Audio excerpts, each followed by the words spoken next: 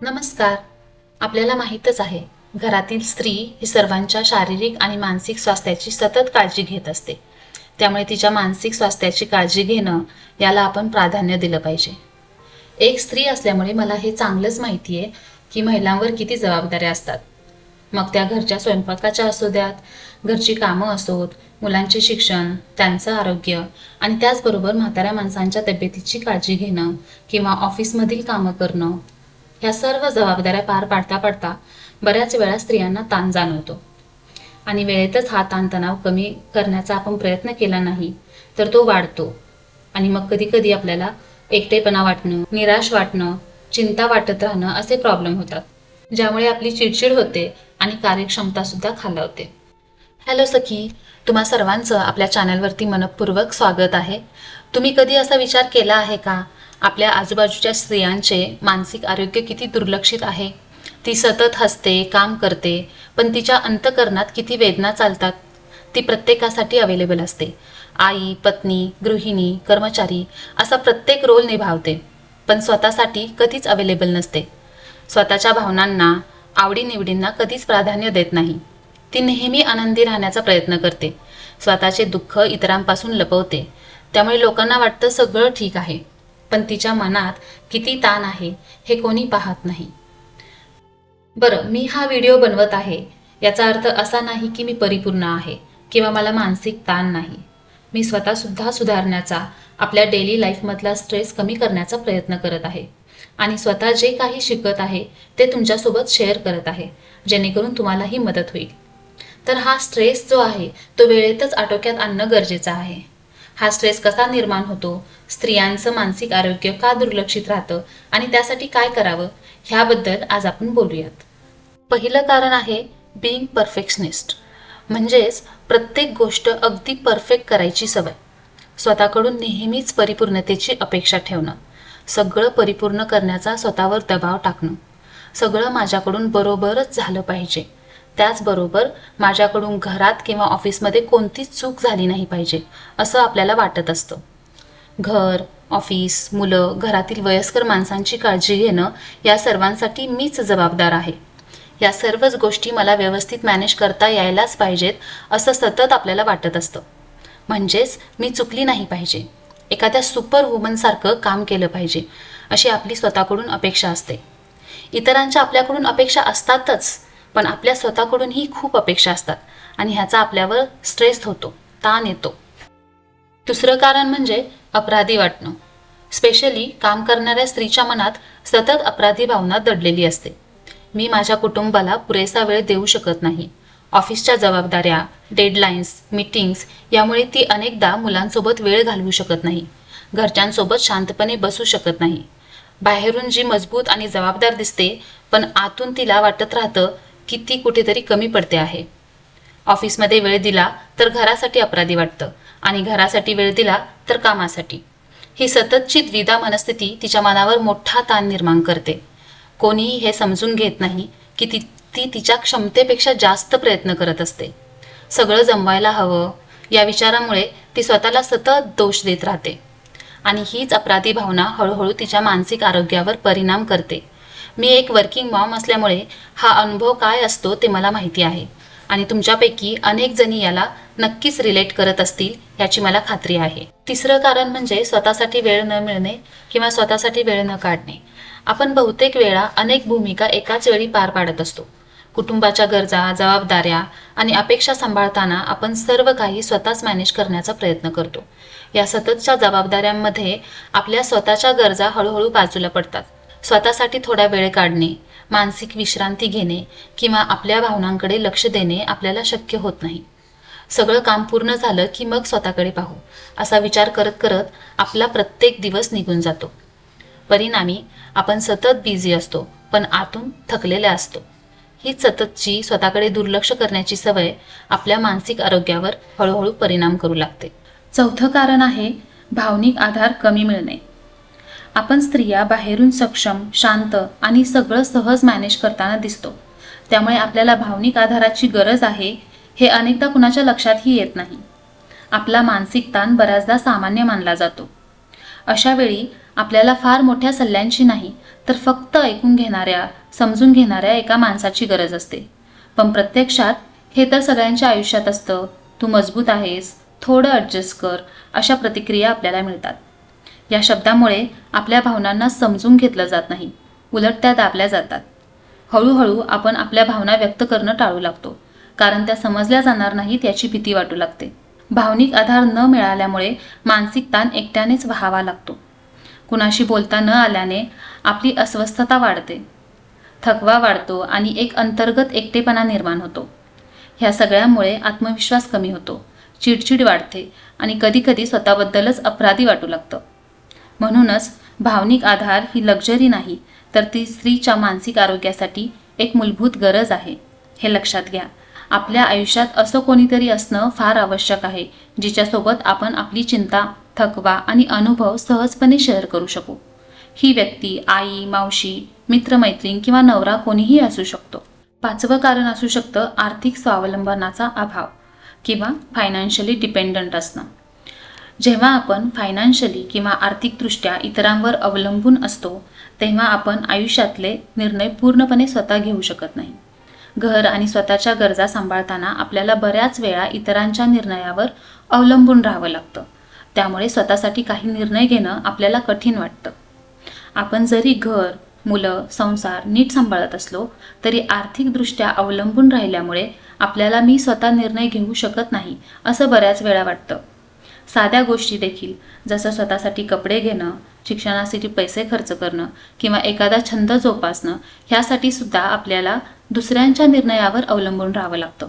कमावत नसल्यामुळे घरातील आणि समाजातील लोक काही वेळा गृहिणींना योग्य सन्मान देत नाहीत, किंबहुना मोठ्या निर्णयांमध्ये त्यांचा विचार देखील घेतला जात नाही.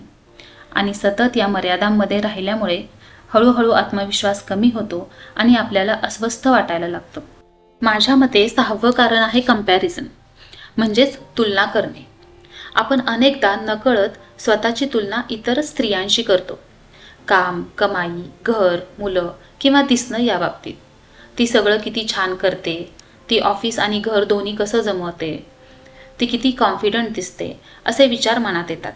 पण आपण हे विसरतो की प्रत्येकाची परिस्थिती, जबाबदाऱ्या आणि संघर्ष वेगवेगळे असतात. या सततच्या तुलनेमुळे आपल्याला स्वतःबद्दल कमीपणा वाटू लागतो. मी पुरेशी नाही, मी मागे पडतीये, अशी भावना मनात घर करते आणि त्यामुळे आत्मविश्वास कमी होतो, अस्वस्थता वाढते आणि साहजिकच मानसिक ताण वाढतो. आत्तापर्यंत आपण पाहिलं की कोणकोणत्या गोष्टी आपल्या आयुष्यात ताण वाढवतात. या सगळ्या समस्या खऱ्या आहेत आणि आपल्यापैकी अनेक जणी त्या रोज अनुभवत असतात. पण फक्त समस्या पाहून थांबायचं नाही. आता महत्त्वाचा प्रश्न आहे, हा ताण आपण कसा कमी करू शकतो? आपण आपली काळजी कशी घेऊ शकतो, जेणेकरून आपण हा मानसिक त्रास काही अंशी तरी कमी करू शकतो? तर आता आपण आपली काळजी कशी घेऊ शकतो ते पाहू.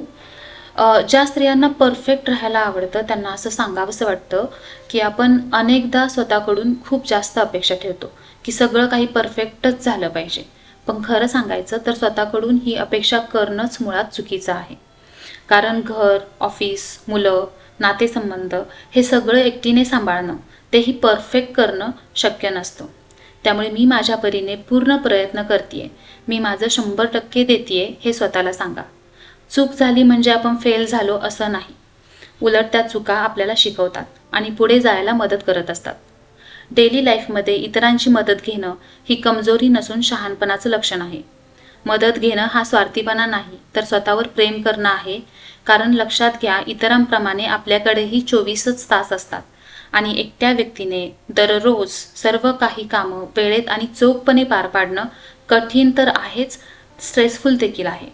म्हणून घरातल्यांची मदत घ्यायला संकोच करू नका किंवा गरज असेल, शक्य असेल तर बाहेरून सुद्धा घरकामासाठी मदत घेऊ शकता.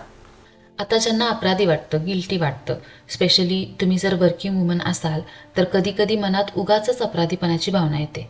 जणू आपण कुठेतरी कमी पडतोय असं वाटतं. आपण घरासाठी, मुलांसाठी इतर स्त्रियांसारखा पुरेसा वेळ देऊ शकत नाही याची खंत वाटते.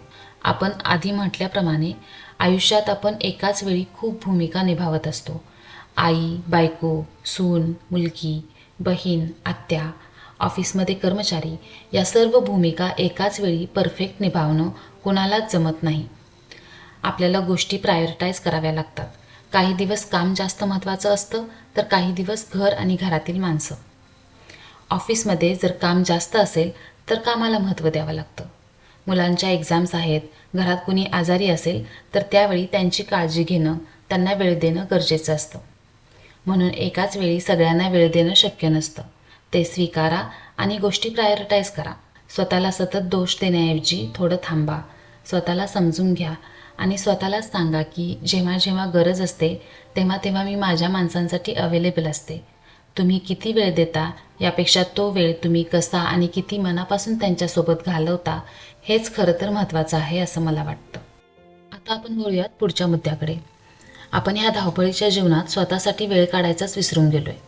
एकापाठोपाठ कामांची लिस्ट आपल्यासमोर असते आणि आपल्या स्वतःसाठी वेळ देणं आपण टाळतो. पण खरं सांगते, स्वतःसाठी थोडा वेळ घेणं हा स्वार्थीपणा मुळीच नाही आहे. ही लक्झरीसुद्धा नाही आहे, ती आपली गरज आहे. रोज किमान अर्धा तास तरी स्वतःसाठी काढा आणि त्या वेळेत काहीतरी असं करा जे तुमचं मन हलकं करेल. जसं की शांतपणे चहा कॉफी घ्या, आवडतं पुस्तक वाचा, योगा प्राणायाम करू शकता किंवा काही वेळ शांत बसून राहा. तुम्हाला आश्चर्य वाटेल, पण काही वेळ काहीच न करता असंच बसून राहणं हा माझा छंद आहे. त्याने मला शांत तर वाटतंच, तसेच नको त्या विचारांपासून सुद्धा ब्रेक मिळतो. त्यामुळे थोडी विश्रांती घेतली म्हणून कामं थांबत नाहीत. उलट मन हलकं होतं आणि सगळं सांभाळणं सोपं जातं. वळूयात पुढच्या पॉईंटकडे, इमोशनल स्टेबिलिटी. आपण स्वतःला मजबूत आणि सुपरवुमनच्या इमेजमध्ये इतकं बांधून ठेवलं आहे की असं वाटतं की आपल्याला कधीच आणि कोणाच्याच आधाराची गरज नाही. पण खरं तर ते असं नाही आहे. मजबूत असण्याचा अर्थ असा नाही की आपल्याला भावनिक मदतीची गरज नाही आहे.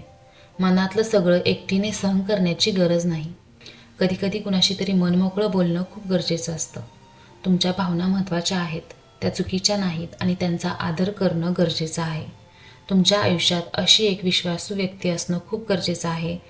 ती व्यक्ती कोणीही असेल, आई असू देत, मैत्रीण, नवरा, बहीण, ज्यांच्याशी तुम्ही मनमोकळं करून बोलू शकता.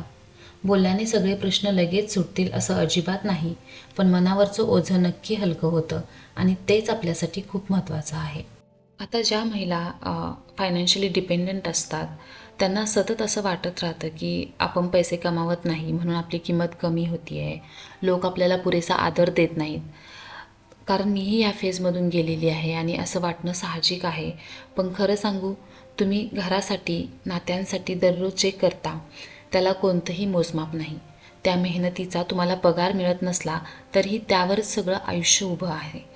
तरीही जर मनात कुठेतरी स्वतःसाठी काहीतरी करावंसं वाटत असेल तर अगदी छोट्या गोष्टींपासून सुरुवात करा. एखादं कौशल्य, एखादा छंद, थोडंसं ऑनलाईन काम, हे सर्व फक्त पैसे कमावण्यासाठी नाही तर स्वतःवरचा आत्मविश्वास वाढवण्यासाठीही मदत करेल. पैसे कमावणं महत्त्वाचं आहेच, पण घर सांभाळणं, सगळ्यांना एकत्र धरून ठेवणं हेही तितकंच मोलाचं काम आहे. ही गोष्ट स्वतःला आणि गरज पडली तर इतरांनाही समजावून सांगा. आणि आत्मविश्वास तो फक्त बँक बॅलन्समध्ये नसतो, तो तुम्ही स्वतःला किती प्रेमाने आणि आदराने पाहता यावरही अवलंबून असतो. शेवटचा मुद्दा घेऊयात, तुलना करणे, कंपॅरिझन करणे.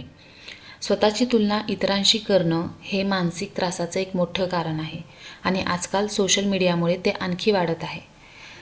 ती इतकी पुढे गेली आहे, ती जॉब करते, ती कॉन्फिडंट आहे, सुंदर आहे, असे कितीतरी विचार मनात येतात. पण खरं तर प्रत्येक स्त्रीचा किंबहुना प्रत्येक व्यक्तीचा प्रवास वेगळा असतो.